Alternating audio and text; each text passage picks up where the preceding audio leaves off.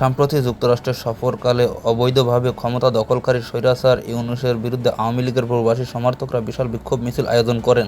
যুক্তরাষ্ট্র আওয়ামী লীগ ও অঙ্গ সহযোগী সংগঠনের উদ্যোগে আয়োজিত হয় এ বিক্ষোভ মিছিল। হাজারো প্রবাসী বাঙালি অংশগ্রহণ করেন এ মিছিলে। তারা জোরালো স্লোগান দেন, হটাও ইউনূস বাঁচাও দেশ। সমাবেশে বক্তারা বলেন, জনগণের রায়কে উপেক্ষা করে ক্ষমতায় টিকে থাকা কোনোভাবেই গণতন্ত্রের সঙ্গে সামঞ্জস্যপূর্ণ নয়। তারা অভিযোগ করেন, ইউনূস সরকারের স্বৈরাচারী কর্মকাণ্ড দেশের ভাবমূর্তি ক্ষুণ্ণ করেছে এবং এর বিরুদ্ধে দেশ বিদেশের সর্বত্রই এখন গর্জে উঠেছে আওয়ামী লীগের সমর্থকরা।